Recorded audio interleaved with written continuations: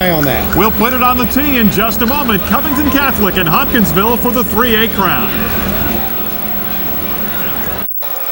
Kicking off is Kevin Getz for Covington Catholic. Wilbur Benson is back inside the 10-yard line, and here is the approach. And again, he bounces it, hits one of the upbacks, and it's retrieved by a short man. That is Ricky Garris, and Garris buried as he fielded the ball at around the 30, maybe got it up to the 32-yard line before he's brought down.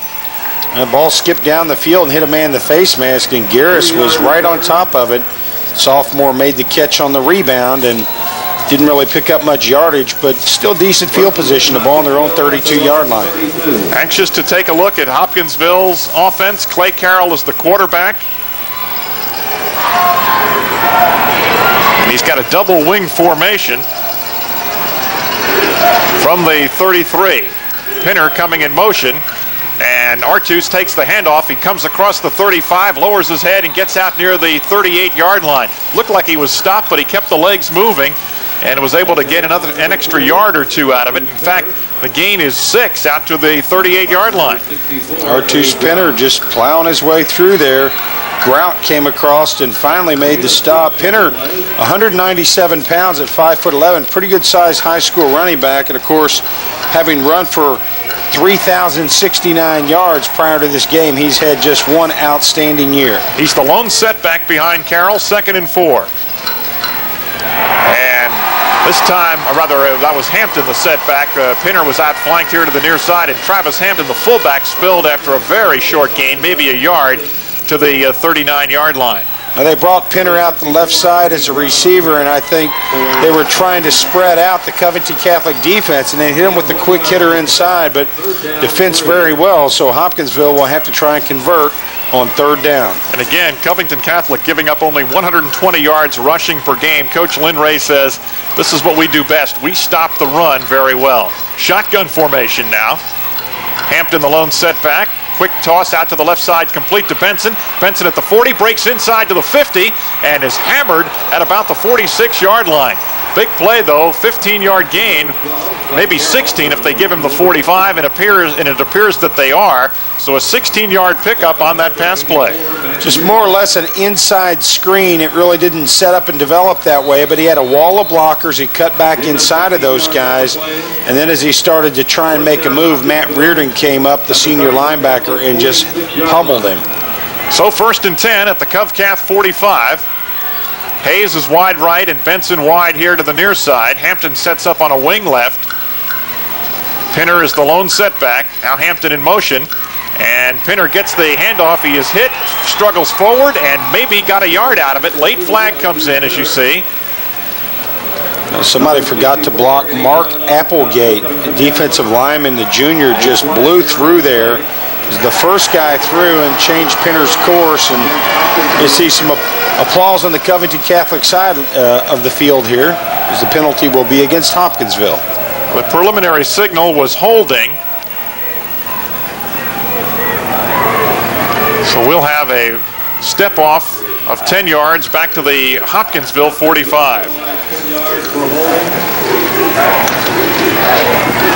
So that'll set up 1st and 19.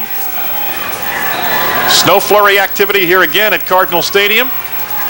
Just 2 minutes into the first quarter, our Class 3A championship game. Double wing formation again. Hampton, the lone setback. Pinner coming in motion. The handoff goes to Hayes, coming from left to right. He is hit and maybe got back to the line of scrimmage. Covington Catholic swarming to the football, as all good defensive teams do. Well, they lined up with 2 tight ends. Hopkinsville brought a guard across the formation and also had a fullback try to get up in the hole, but there was just no running room there at all as Hayes was taken down for a short loss. So now 2nd down and very long for Hopkinsville here, and you have to keep in mind Carroll is a guy that has averaged 103 yards a game passing, so he can throw the ball, but that's not really their strong suit as a football team. 3 wideouts here to the left side, and the handoff though to Hampton, and he is clobbered. The initial penetration by Covington Catholic hit him in the backfield. Nick German shot through there and made a nice stop. 200-pound senior defensive lineman, and really unblocked. It's one of those things where you got to get a hat on a hat and a body on a body, and right now it seems to be that Covington Catholic's at least finding one guy who's able to go through that offensive line unblocked. German is 6'1", 200 pounds, and he's a senior. The defensive right end. 3rd and 21. They need to go to the 35 of Covington Catholic to get a first down. Here's a whistle and a flag thrown in the secondary of Covington Catholic. Be delay a game. So what looked like maybe a promising start after that inside screen pass to Wilbur Benson that netted 16 yards. Covington Catholic has hurt themselves with a couple of penalties, and also they've been unable to get any good blocking up front at the point of attack on their running game. Yeah, they have really just not established much running room at all for the running backs, and of course 2 big penalties here have really put them in a deficit, and I wouldn't be surprised to see them be relatively conservative here and punt the ball away. The line of scrimmage, their own 37, 3rd and 26.